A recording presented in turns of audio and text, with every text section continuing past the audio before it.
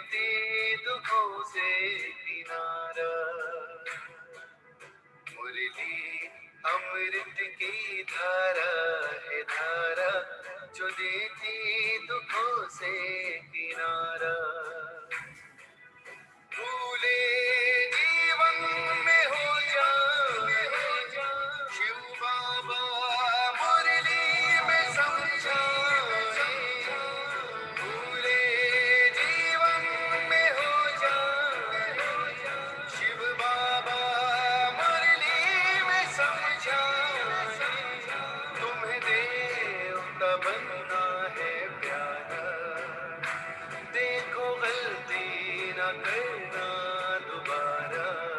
ओ मुरली अमृत की धारा है धारा, जो देती दुखों से किनारा।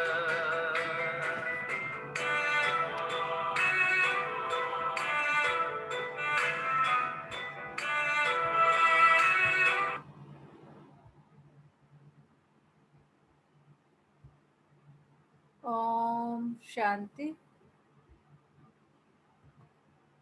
ओम शांति।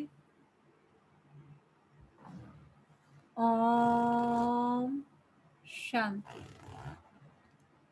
सभी रिलैक्स होकर बैठे। पूरा ध्यान भ्रिकुटी के मध्य में। ये मुझ आत्मा का निवास स्थान है। मैं आत्मा इस शरीर की मालिक हूँ।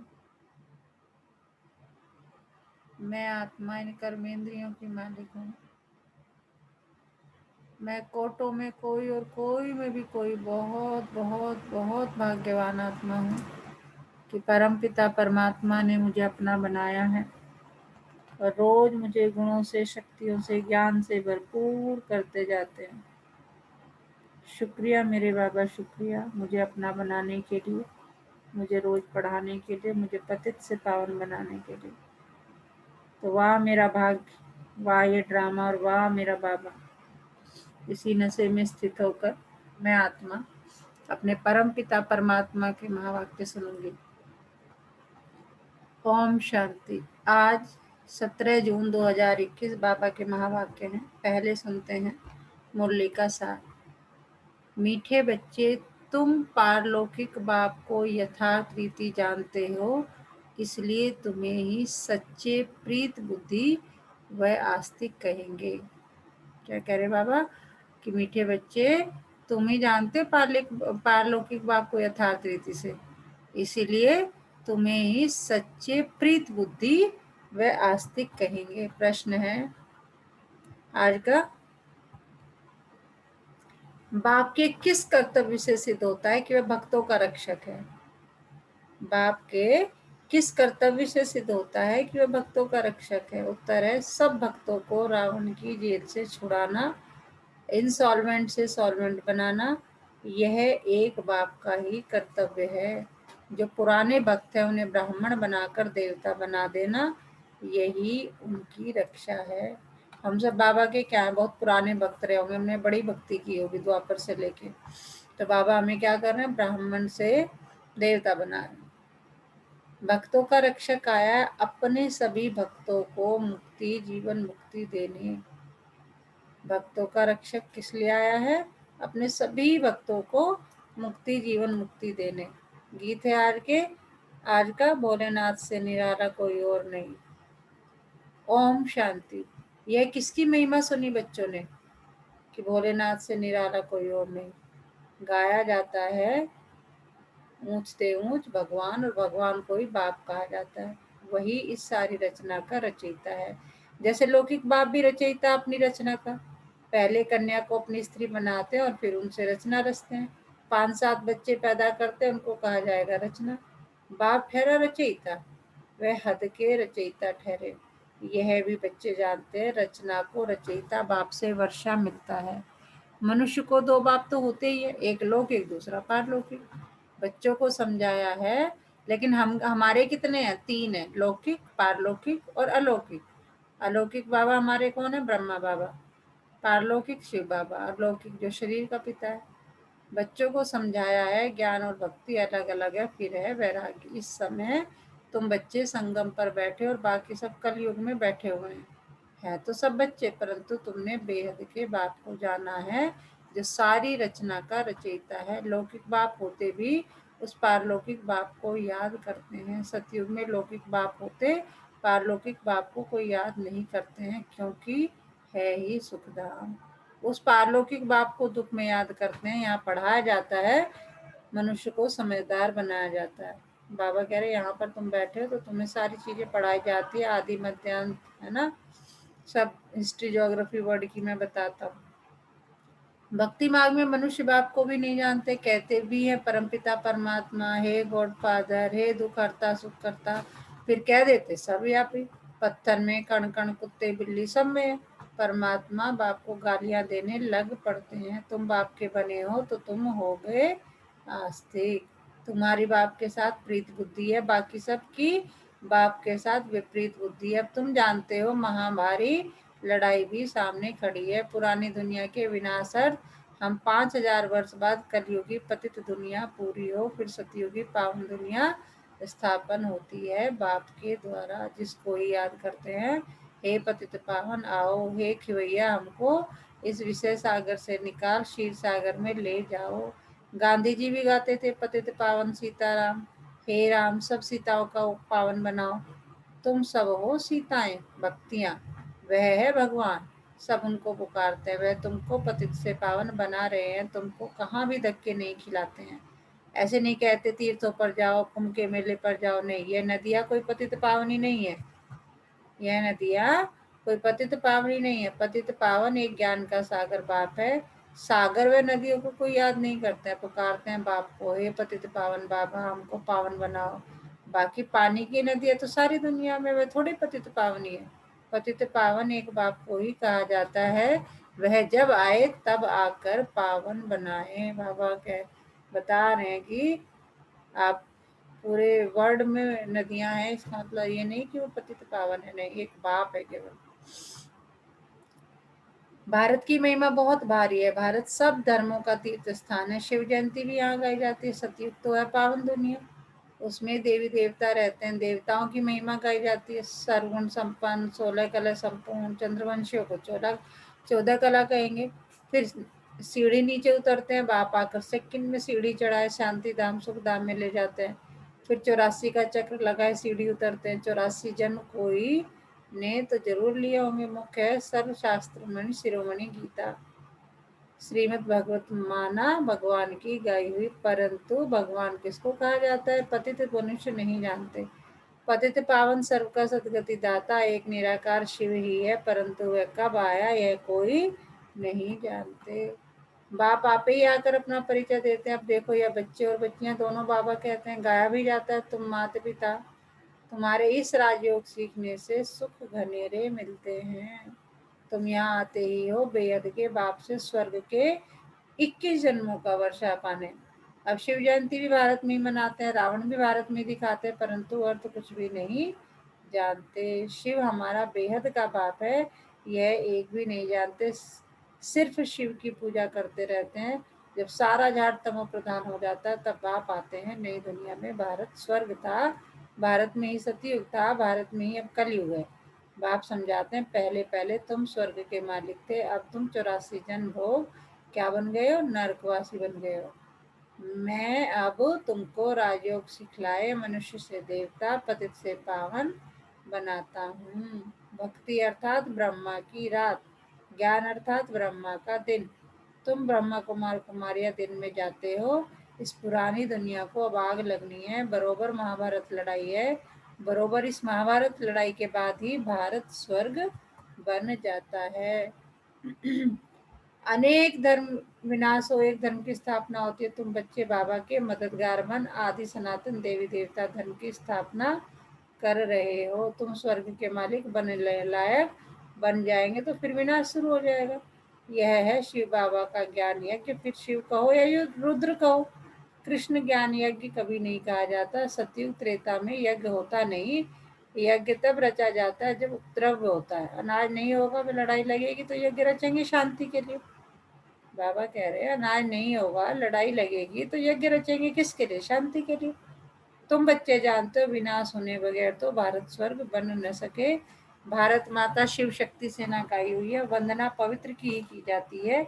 तुम माताओं को वंदे मातरम कहा जाता है क्योंकि तुमने श्रीमत पर भारत को स्वर्ग बनाया है। अब आप कहते हैं मौत तो सबके सिर पर खड़ा है, इसलिए अब यह एक जन पवित्र बनो और बाप को याद करो तो तुम तमो प्रधान से सतो प्रधान बन जाएंगे। अभी तुम शूद्र से ब्राह्मण बन फिर देवता बनेंगे। यह कोई नई बात नहीं। बाबा करे कोई नया थोड़ा, ये कल्प कल्प तुम बनते आए हो। कल्प कल्प हर 5,000 वर्ष बाद यह चक्र फिरता रहता है। नरक से स्वर्ग बनता है। पतित दुनिया में मनुष्य जो कुछ कर्म करते हैं वह भी कर्म ही बनता है। बाप कहते हैं 5,000 वर्ष पहले भी तुमको कर्म अकर्म विकर्म की गति समझाई थी, अब फिर से तुमको समझाता हूँ। मैं परमपिता परमात्मा निराकार तुम्हारा बाप हूँ। यह शरीर जिसका हमने आधार लिया है यह कोई भगवान नहीं है। ब्रह्मा बाबा की बात कर रहे हैं। मनुष्य को देवता भी नहीं कहा जाता तो मनुष्य को भगवान कैसे कह सकते हैं? बाप समझाते हैं तुम 84 जन्म लेते लेते नीचे सीढ़ी उतरते आए हो, ऊपर कोई जा नहीं सकता है। सभी पतित बनने का ही रास्ता बताते हैं, खुद भी पतित बनते जाते हैं।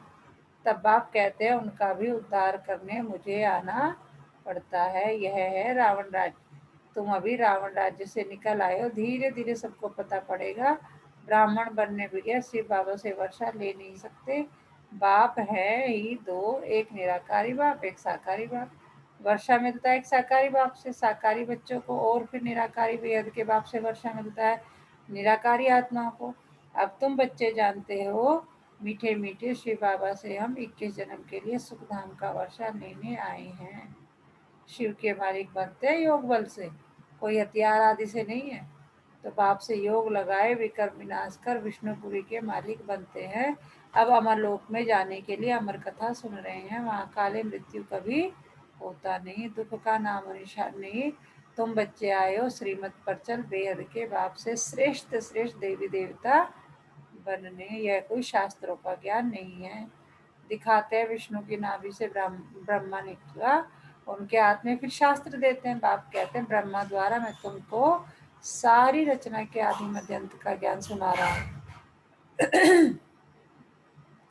मैं ही ज्ञान का सागर हूँ, गाते भी है ज्ञान सूर्य प्रगटा अज्ञान अंधेरे बिना। सतयुग में अज्ञान होता नहीं, वह सचखंड था तो भारत हीरे जैसा था, हीरे जवाहरों के महल बनते थे। अभी तो मनुष्य को पूरा खाने के लिए भी नहीं है। इंसॉल्वेंट विश्व को फिर सॉल्वेंट कौन बनाए? यह बाप का ही काम है। बाप को ही तरस पड़ता है, कहते हैं तुमको राजयोग सिखाने आया हूँ। नर से नारायण नारी को लक्ष्मी बनाता हूँ, भक्तों का रक्षक है ही बाप। तुमको रावण की जेल से छुड़ाए सुखधाम में ले जाता हूँ। सारी दुनिया में जो ब्राह्मण बनेंगे वही देवता बनेंगे। अंडरलाइन। ब्रह्मा का नाम भी बाला, प्रजापिता ब्रह्मा। तुम ब्राह्मण हो सबसे उत्तम, तुम भारत की सच्ची रूहानी सेवा कर रहे हो। बाप की याद से विकर्म विनाश होंगे और कोई रास्ता नहीं है पतित से पावन बनने का। याद से ही खाद भस्म होगी। सोनार लोग जानते हैं सच्चा सोना झूठा सोना कैसे बनता है, उसमें चांदी तांबा लोहा डालते हैं। तुम भी पहले सतो प्रधान थे, फिर तुम्हारे में खाद पड़ती है, तमो प्रधान बन पड़े हो। अभी फिर सतो प्रधान बनना पड़े तब सतयुग में जा सकेंगे। बाप कहते हैं कोई भी देहधारी को याद नहीं करो। गृहस्थ व्यवहार में रहते एक बाप के सिवाय और कोई को याद नहीं करो तो तुम स्वर्गपुरी के मालिक बन जाएंगे। स्वर्ग अथवा विष्णुपुरी थी, अब रावणपुरी है, फिर विष्णुपुरी बनेंगे जरूर। साधु संत आदि सबका उद्धार करने आता हूँ, तभी कहा जाता है यदा यदा ही धर्मस्य। यह भारत की ही बात है। सर्व का सदगति दाता मैं एक बाप सी हूँ। बाबा देखो पूरा मतलब एक एक आत्मा को कितने उससे समझा रहे हैं कि मैं ही सदगति दाता हूँ और मैं ही शिव हूँ। शिव रुद्र सब उसके ही नाम है, अथाह नाम रख दिए। बाप कहते हैं मेरा असली नाम तो एक ही है, वो है शिव। अब भोलानाथ और जाने क्या क्या नाम रख दिए, तो बाबा कह रहे एक ही नाम है मेरा शिव। मैं शिव हूँ, तुम शालिग्राम बच्चे हो। तुम आधा कल्प देह अभिमानी रहे हो, अब देही अभिमानी बनो। एक बाप को जानने से बाप द्वारा तुम सब कुछ जान जाते हो। बाप कह रहे अगर मेरे बन गए तो मैं तुम्हें सारा कुछ ज्ञान दे देता हूँ, आदि मध्य का, सृष्टि का, है ना, सारी हिस्ट्री ज्योग्राफी सब बता देता हूँ। एक बाप को जानने से बाप द्वारा तुम सब कुछ जान जाते हो, मास्टर ज्ञान सागर बन जाते हो। जैसे ही हम सागर, ज्ञान के सागर के बच्चे बने तो क्या बन गए? मास्टर ज्ञान सागर। अच्छा, मीठे मीठे सिखिलते बच्चों प्रति माता पिता बाप दादा का याद प्यार और गुड मॉर्निंग। रूहानी बाप की रूहानी बच्चों को नमस्ते। हम रूहानी बच्चों की रूहानी माता पिता बाप दादा को सब संबंधों से याद प्यार, गुड मॉर्निंग, नमस्ते बाबा, नमस्ते, शुक्रिया बाबा, शुक्रिया। तो क्या पढ़ाया बाबा ने आज हमें, कौन बताएगा? ओम शांति दीदी। ओम शांति। आज तो ऐसा लगा जैसे कि ना अर्जुन को श्री कृष्ण भगवान गीता का ज्ञान सुना रहे हैं कि अर्जुन थोड़ा सा परेशान है लड़ने से, है ना, और लड़ाई से पहले वो परेशान हो गया, उसके मन में बहुत सारी दुविधाएं आ गई, तो शिव बाबा मतलब कृष्ण भगवान को दूर कर रहे हैं। ऐसे ही लगा जैसे कि ये संसार एक लड़ाई की तरह है ना, अलग अलग पेपर आते हैं, तो हमें उसमें परीक्षा में बैठना है, उनसे लड़ना है, और हम हार के थक के बैठ गए हैं, भगवान को याद कर रहे हैं, तो भगवान आके हमें सारा ज्ञान दे रहे हैं, 21 जन्मों के बारे में बता रहे हैं, है ना, सच्ची बातें बता रहे हैं, तो हर तरीके से हमको समझाने का पूरा प्रयास कर रहे हैं।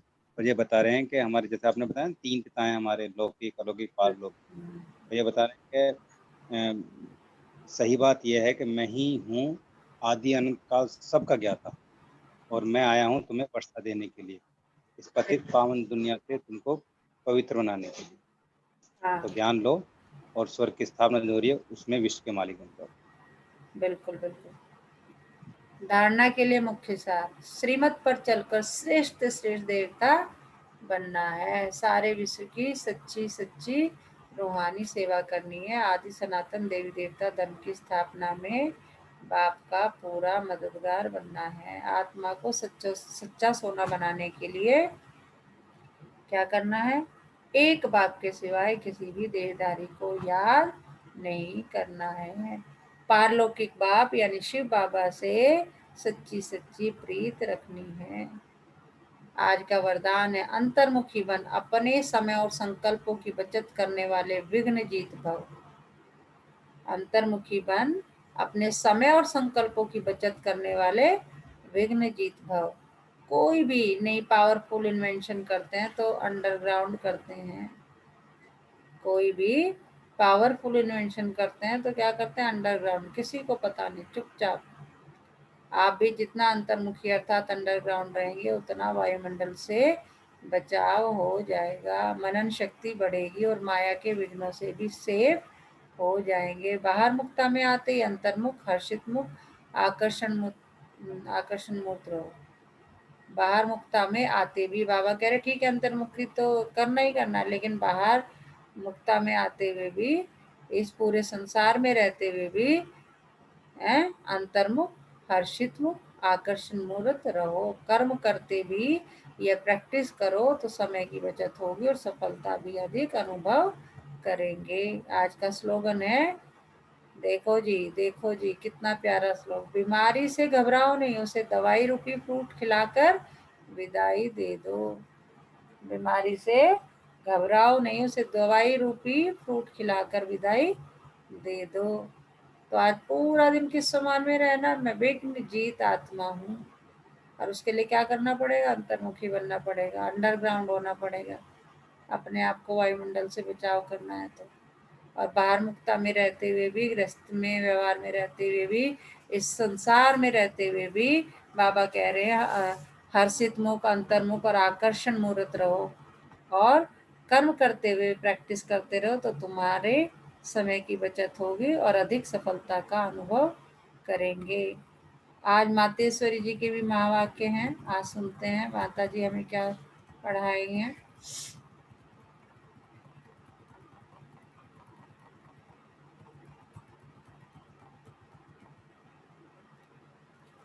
मनुष्य साक्षात्कार में कैसे जाते हैं? यह जो साक्षात्कार में जाना होता है तो इसकी फिलॉसफी भी बहुत मेन है। ये अंतःवाक शरीर से जाकर घूम आते हैं। जैसे कोई बाहर घूमने जाता है ना, तो ऐसे नहीं घूमने गया तो मरा, वो घूमकर फिर वापस लौट कर आ जाएंगे। अगर हम कहीं घूमने जा रहे हैं तो इसका मतलब थोड़ी कि गए और मर गए, तो कहते जाते हो और फिर वापस लौट कर आ जाते हो। तो यह भी आत्मा इस बॉडी से निकल अंतःवाक शरीर से सैर करने जाती है थोड़े समय के लिए। इनकी आत्मा उड़ता पंछी है, यह भी परमात्मा का काम है, जो उनकी रस्सी को खींच दिव्य दृष्टि से उनको साक्षात्कार कराता है। जैसे रात को हम जब शरीर से न्यारी आत्माओं सुखपथ अथवा स्वप्न की अवस्था में चले जाते हैं, तो उसी समय शरीर शांत है तो देह और देह के धर्म भूल जाते हैं, परंतु ऐसे नहीं, कोई शरीर मर गया। फिर जब जागृत में आते हैं तो उस रात के सपने की अवस्था का वर्णन कर सुनाते हैं। वैसे परमात्मा के साथ योग लगाने से परमात्मा फिर दिव्य दृष्टि से आत्मा को सैर कराते हैं। फिर जब ध्यान से उठते हैं तो देखा हुआ साक्षात्कार फिर वर्णन कर सुनाते हैं कि हम यह देख कर आए, तो वह स्वप्न रजोगुण तमोगुण भी होता है। यह ध्यान फिर सतोगुण अवस्था है।